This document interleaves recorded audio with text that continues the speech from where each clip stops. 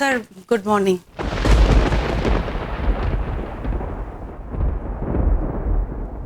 এক এক সময় না আমি সত্যি বুঝতে পারি না যে আমি আপনার সেক্রেটারি নাকি আপনি আমার সেক্রেটারি। কেন স্যার? কটা বাজে? Just 10 o'clock। আমি তো দেরি করিনি sir. Oh I am sorry, আমি আজকে তাড়াতাড়ি অফিসে চলে এসেছি। স্যার আপনার ভাই আপনাকে রিকোয়েস্ট করেছে বলেই আপনি বাধ্য হয়েছেন আমাকে এখানে রাখতে। মানে আমার কাজ সত্যি কি আপনার পছন্দ নয়? দেখুন খানিকটা তো সত্যি, হঠাৎই প্রশ্ন। সেই জন্যই আমার কোনো কিছু আপনার পছন্দ হয় না।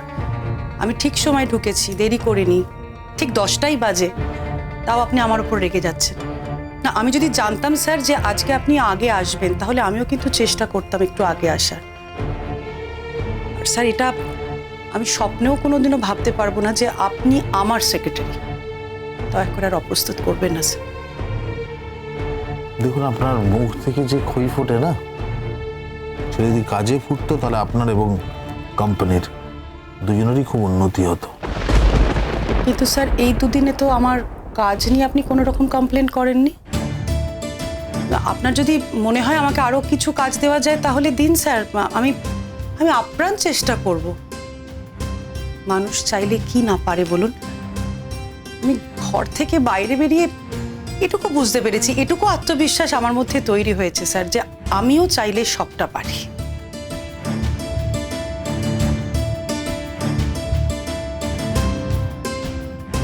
আপনার একটা কথা বলি, এটা না কোনো এনজিও খুলিনি আমি, বা কোনো রিহ্যাবিলিটেশন সেন্টারও খুলিনি যেখানে গৃহবধূরা আসবে এবং তারা নিজের আত্মবিশ্বাস সঞ্চয় করবেন। এরকম কোনো হোম টোমও নয় এটা। এটা একটা কোম্পানি, যে কোম্পানিটা এক্সপোর্ট নিয়ে কাজ করে। বিষয়টা কিন্তু খুব ইজি নয়। আমার 117 জন স্টাফ আছে এই কোম্পানিতে, ভেতরে বাইরে মিলিয়ে তারা কাজ করে। আমরা হিমশিম খেয়ে যাই কাজ করতে। ভেতরে যে কজন স্টাফ আছে তাদের মধ্যে সবচেয়ে ইম্পর্টেন্ট যে স্টাফ আমার, কারণ যাকে আমার সাথে তাল মিলিয়ে কাজ করতে হয়, চলতে হয়, যেটা আপনি, সেই স্টাফ হচ্ছে সবচেয়ে ইনএফিশিয়েন্ট এই কোম্পানির।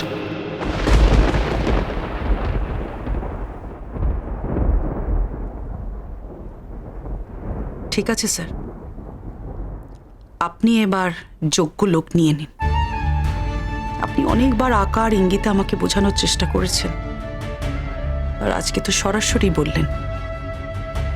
কিন্তু স্যার আমি ওই 117-র মধ্যে সেই মোস্ট ইনএফিশিয়েন্ট লোক হয়ে থাকতে চাই না স্যার। অফিসে তো কাজ করতে এসছেন, দাঁড়িয়ে থেকে সময় নষ্ট করছেন কেন? জান গিয়ে কাজ করুন। হ্যাঁ স্যার।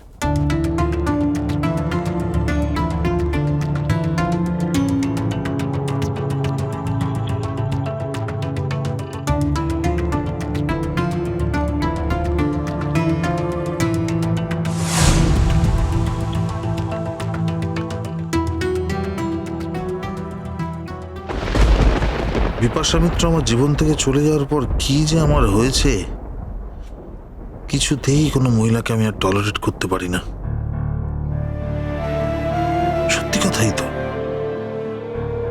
ভদ্রমহিলা তো শেখার চেষ্টা করছেন। আমি তো কখনো ওর প্রশংসা করিনি আজ অব্দি, ওকে উৎসাহ দিইনি। বস হয়ে এটা কি আমার করার কথা? এনিওয়ে, অনেক কাজ জমে আছে, কাজগুলো সেরে ফেলি।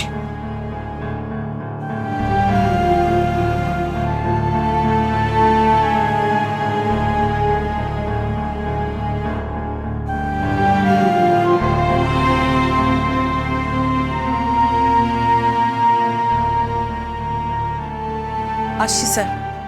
আবার কি? স্যার আপনি তো বললেন আপনাকে জানাতে কি কি অ্যাপয়েন্টমেন্ট রয়েছে।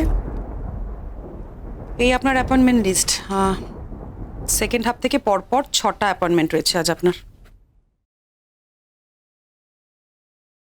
আপনি কি মাথা খারাপ নাকি বলুন তো? আপনি কি মাথা খারাপ? ফার্স্ট হাফে কিচ্ছু রাখেননি, সেকেন্ড হাফে পর পর 6টা অ্যাপয়েন্টমেন্ট, যেখানে আমি আপনাকে বললাম যে আমি তাড়াতাড়ি বেরোবো। স্যার আপনি ভুল করছেন। আপনি কিন্তু কালকে ঠিক উল্টো কথাটাই বলেছিলেন আপনার আজকে আসতে দেরি হবে, ফার্স্ট হাফে যেন কোনো অ্যাপয়েন্টমেন্ট না রাখা হয়, যা যা অ্যাপয়েন্টমেন্ট থাকবে সেগুলো যেন সেকেন্ড হাফে রাখা হয়। আমি আপনাকে জিজ্ঞেস করেছিলাম যে আপনি 6টা অ্যাপয়েন্টমেন্ট নেবেন কিনা, পারবেন কিনা, আপনি বলেছিলেন পারবেন, আর ঠিক সেই অনুযায়ী সেকেন্ড হাফেই 6টা অ্যাপয়েন্টমেন্ট রাখা হয়েছে স্যার, আমি আপনাকে ইনফর্ম করেছিলাম। তর্ক করছেন, আবার মুখে মুখে তর্ক করছেন আমার সঙ্গে। ডিসকাস্টিং। দরকার হলে বলুন, এদের মধ্যে কাউকে যদি ক্যান্সেল করতে হয় আমি ক্যান্সেল করে দিয়ে যাচ্ছি। দিয়ে যাচ্ছি মানে ডেফার করে দেবো ডেটটা। তা করবেন না? আমার ফেসলেস করার জন্য যা যা করা প্রয়োজন সব করবেন আপনি। আচ্ছা, কি কি মাথা নেই অফিসে কাজ করতে আসেন বলুন তো? কি আছে আপনার মাথায়?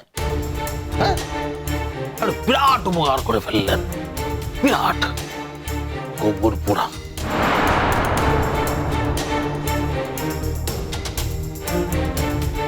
দাঁড়িয়ে আছেন কেন এখানে? অফিসে কাজ করতে এসছেন তো, যান কাজ করুন। মাথায় তো কোনো বুদ্ধি শুদ্ধি নেই, চেষ্টা করুন অন্তত কাজ করার। এই অ্যাপ্লিকেশনটা স্যার। এটা কি ছুটি চাই নাকি? ছুটি মানে 2 দিন জয়েন করেননি, এখনই ছুটি? আপনি পড়ে দেখুন স্যার। ছুটি বললাম তো স্যার, পড়ে দেখুন। আপনি একেবারে ছুটি নেন না। আপনিও বেঁচে যান, আমিও বেঁচে যাই।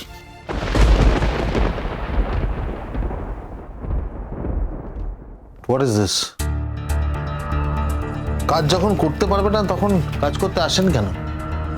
আমি আপনাকে বলেছি তো যে এটা নতুন লোক খুঁজতে আমার একটু সময় লাগবে। আমি কাল থেকে আর আসবো না স্যার। আর আমি যে কদিন কাজ করে গেলাম তার জন্য আমার কোনো স্যালারির প্রয়োজন।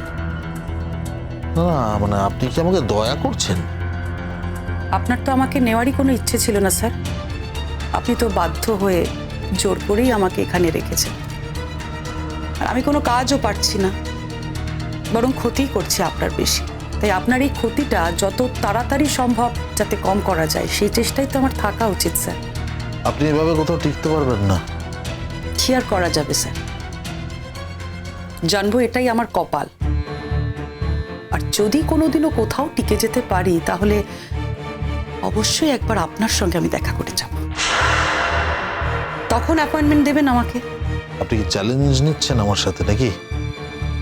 আপনি কোথায় আর আমি কোথায়? আমি কি আর আপনাকে চ্যালেঞ্জ করতে পারি নাকি স্যার? আর একটা অনুরোধ স্যার। অনুরোধ? দেখুন, আপনার সাথে আমার অনুরোধের সম্পর্ক না, খুব ফর্মাল সম্পর্ক। অফিসিয়াল কোনো কথা থাকলে বলুন। না স্যার, এটা খুব একটা অফিসিয়াল নয়, এটা আনঅফিসিয়াল একটু। আপনার বাচ্চার জন্মদিন তো, ও আমাকে আন্টি বলে ডেকে কথা বলেছিল, নিজে মুখে ওর বার্থডের কথা আমাকে বলল। আমি উপহারটা ওর জন্য নিয়ে এসেছিলাম। যদি এই উপহারটা ওকে একটু দেন খুব খুশি হব স্যার।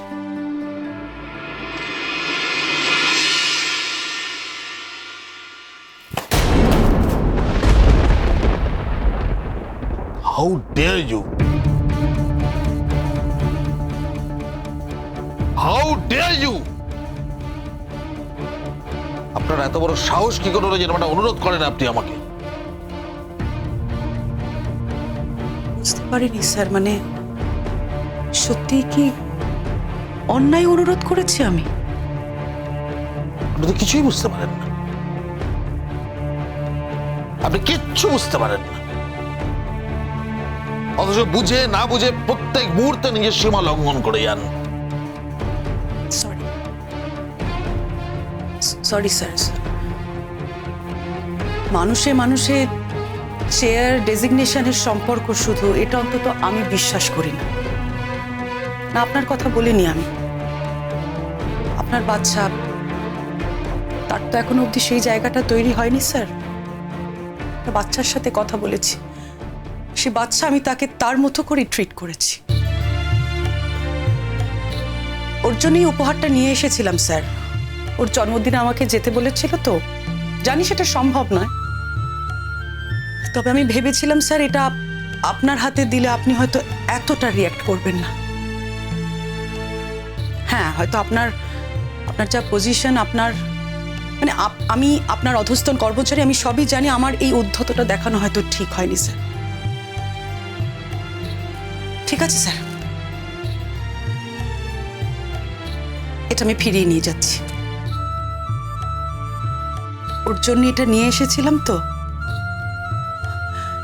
ওকে, আপনি শুধু ওকে এটুকু বলে দেবেন যে ওর এই আন্টি ওকে অনেক অনেক ভালোবাসা, শুভেচ্ছা পাঠিয়েছে। Thank you sir.